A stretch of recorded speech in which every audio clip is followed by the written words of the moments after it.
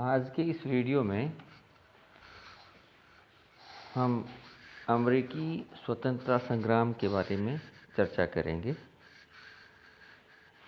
इसलिए पिछले वीडियो में हम इस आंदोलन की पृष्ठभूमि, अमेरिका की पुराना इतिहास के संबंध में चर्चा कर चुके हैं।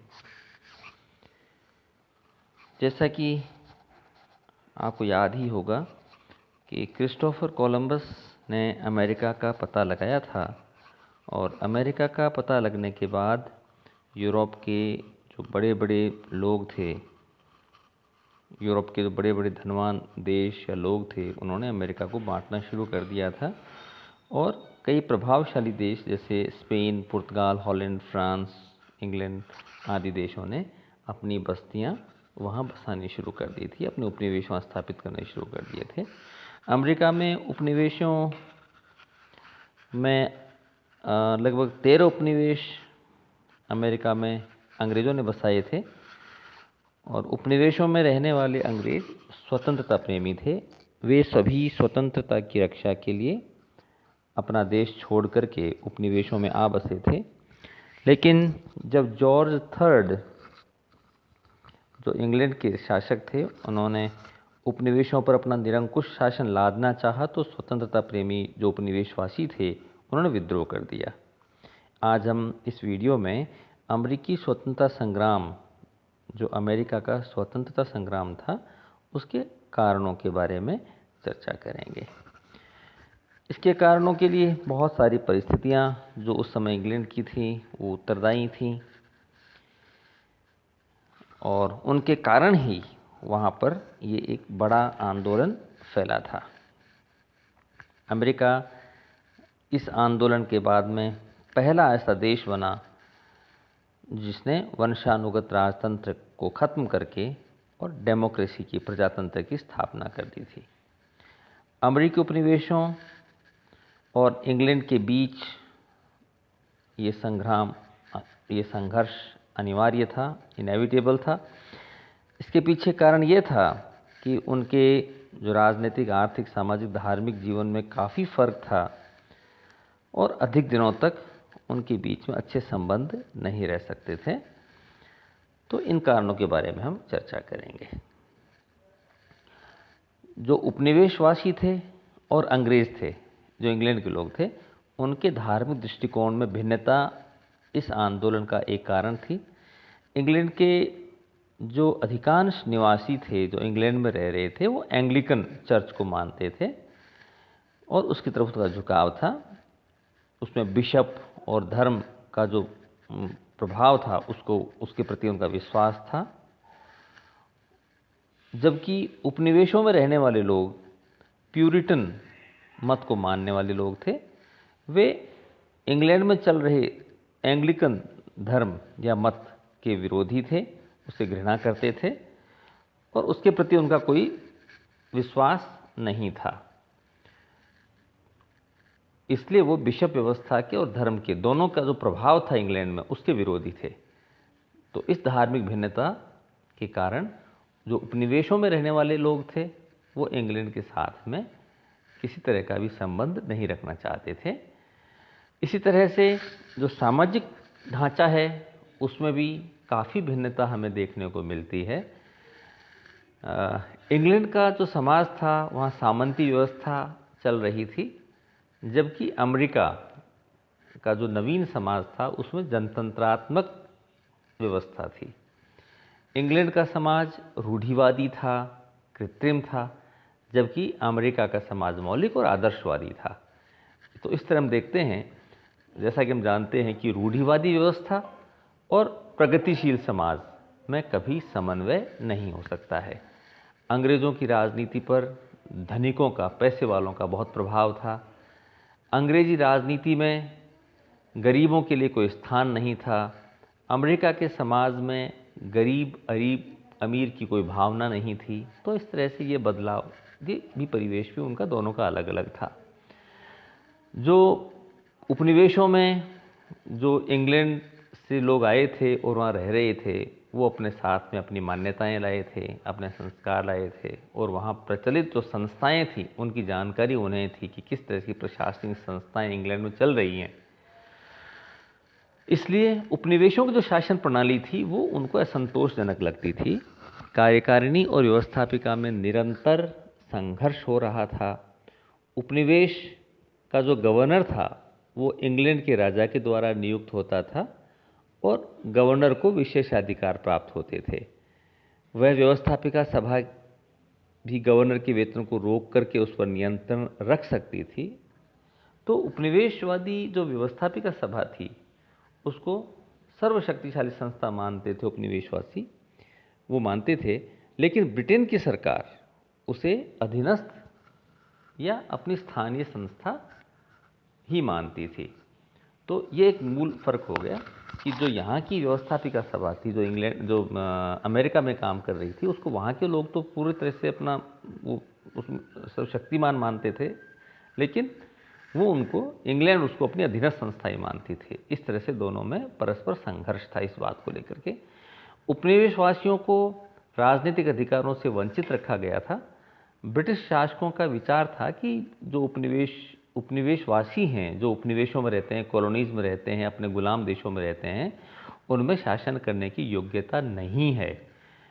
इसलिए वो बड़े बड़े जो भी प्रशासनिक पद थे उस पर इंग्लैंड से ही लोगों को नियुक्त किया जाता था, वहाँ के अंग्रेज़ों को नियुक्त करते थे। तो अंग्रेज़ों की जो ये नीति थी, या ब्रिटेन की जो ये नीति थी अमेरिका के लिए, इससे भी उपनिवेशों में रहने वाले लोग असंतुष्ट थे।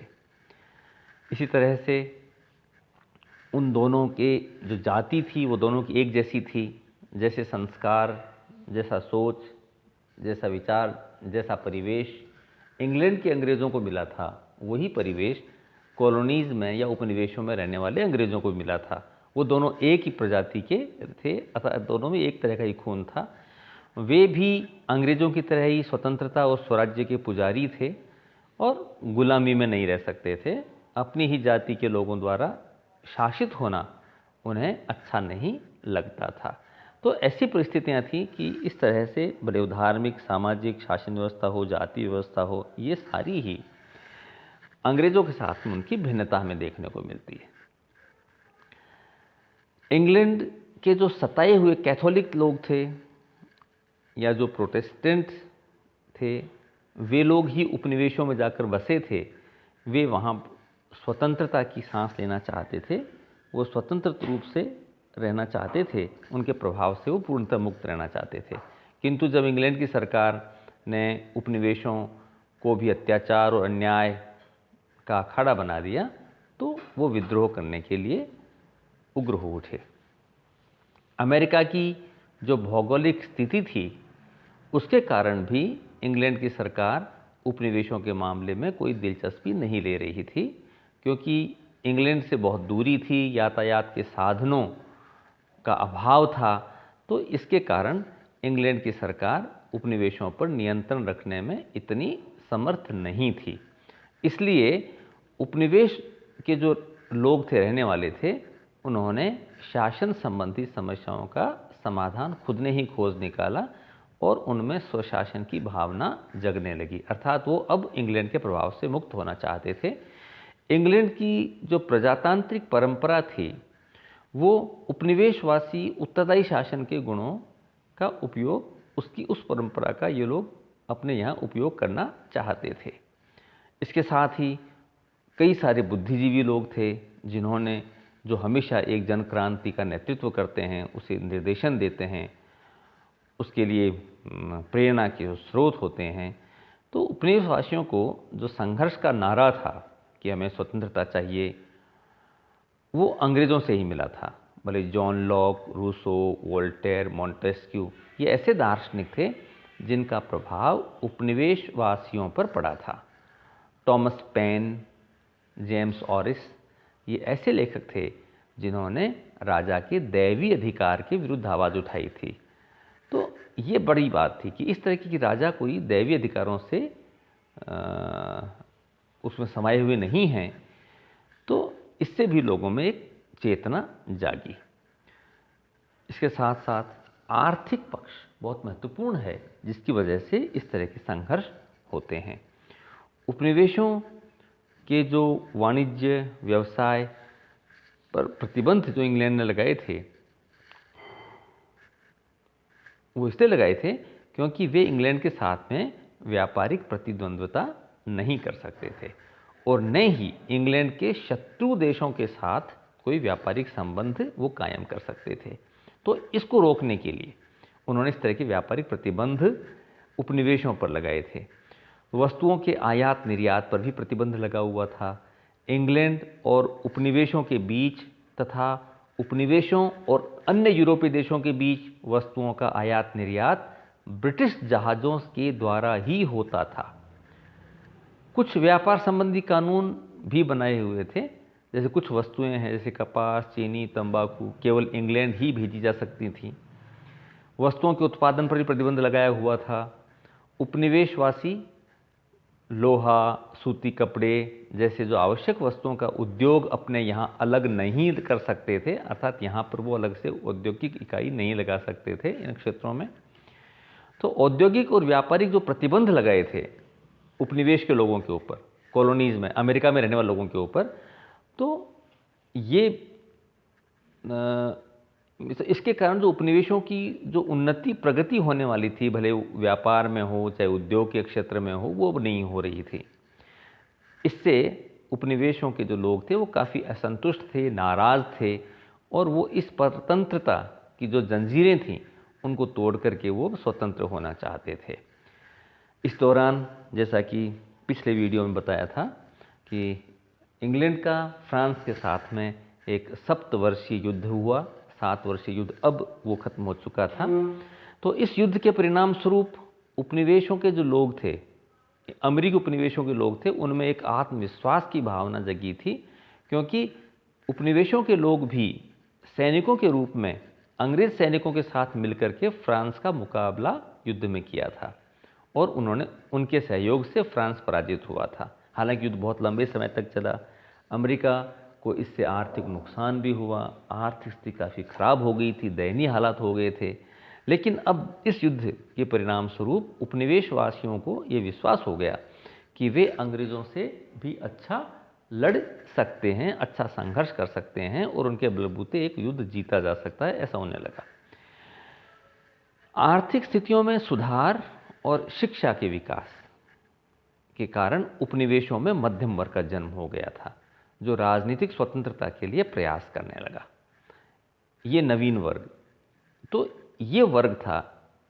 इस वर्ग के लोगों ने स्वतंत्रता के इस आंदोलन का नेतृत्व संभाला और जैसा कि इतिहास में हमेशा हम पढ़ते रहे हैं कि भले ही किसी भी महत्वपूर्ण घटना के लिए बहुत सारे सहायक कारण हो सकते हैं, लेकिन कुछ तात्कालिक कारण होते हैं जिनसे कि वो असंतोष प्रस्फुटित होकर के एक चिंगारी बन करके और सामने उभरता है। तो वो चिंगारी का काम या तात्कालिक जो कारण थे इस संघर्ष के पीछे, वो कुछ आर्थिक सुधार थे जो अब इंग्लैंड में किए गए थे कॉलोनीज़ पर लागू करने के लिए या अमेरिका पर लागू करने के लिए। वो मुख्य रूप से आर्थिक सुधार थे, क्योंकि फ्रांस के साथ में हुए सप्तवर्षीय संघर्ष के बाद में आर्थिक स्थिति इंग्लैंड की बहुत ही दयनीय हो चुकी थी और ऐसी स्थिति में उनको अब आर्थिक सुधार करने ही पड़ते। तो अमेरिका के इस स्वतंत्रता संग्राम का जो तात्कालिक कारण था वो कुछ ऐसे आपत्तिजनक कार्य थे जो ग्रेनविल के समय हुए थे। सप्तवर्षीय युद्ध के बाद में जैसे आर्थिक संकट जो पैदा हो गया था, इससे मैच करने के लिए, इस कमी को पूर्ति करने के लिए ये सुधार किए गए थे। किसान और मजदूर अपनी सीमा से बाहर जाकर के बाहर की भूमि को आबाद करना चाहते थे, लेकिन ग्रेनविल ने इस पर प्रतिबंध लगा दिया और अन्य सुधारों का प्रयास उसने किया। ग्रेनविल ने नेविगेशन एक्ट कड़ाई से लागू कर दिया। चोर बाजारी संबंधी मामलों की जांच के लिए भी एडमिरल्टी कोर्ट की स्थापना कर दी गई। 1733 में मोलासिस एक्ट बना, जिससे ऐसा कानून बनाया गया कि कोई भी सामान जैसे शुगर, चीनी है, रम है, मोलासिस हैं, ये अगर इंपोर्ट किए जाते हैं किसी भी ब्रितानी उपनिवेश से, अमेरिका कॉलोनीज़ में, तो उस पर टैक्स लगेगा। तो अमेरिकन कॉलोनीज़ में कोई भी सामान अगर ब्रिटेन या ब्रिटिश के उपनिवेश के अन्य देशों से मंगाया जाता है, उस पर टैक्स लगेगा। ग्रैनविल ने इस चुंगी की वसूली में सख्ती दिखलाई। बंदरगाहों पर अंग्रेज अधिकारी नियुक्त कर दिए गए और टैक्स नहीं देने वालों के घर की तलाशी ली जाती थी, उनसे वो वसूला जाता था। 1765 में स्टैंप एक्ट बनाया गया। अब अखबार, कानूनी कागज़, बंधक संबंधी दस्तावेज, इश्तहार, विज्ञापन आदि पर सरकारी टिकट लगाना अनिवार्य कर दिया गया। और इस कानून के कारण उपनिवेशों के जो प्रकाशक थे या विज्ञापन इश्तहार निकालने वाले थे, वकील, व्यापारी आदि जो वर्ग था, जो इन डॉक्यूमेंट्स को काम में लेता था, उन सबको काफ़ी ज़्यादा आर्थिक नुकसान होने लगा, क्योंकि उन्हें स्टैंप, हर डॉक्यूमेंट पे उन्हें स्टैंप्स लगाने होते थे। तो इस स्टैंप एक्ट की वजह से उन्हें काफ़ी आर्थिक नुकसान उठाना पड़ा। उपनिवेश वासियों के विरोध के कारण 1766 में स्टैंप एक्ट को बंद कर दिया गया। लेकिन यह स्पष्ट हो गया कि ब्रिटिश सरकार को उपनिवेशों पर कर लगाने का अधिकार है।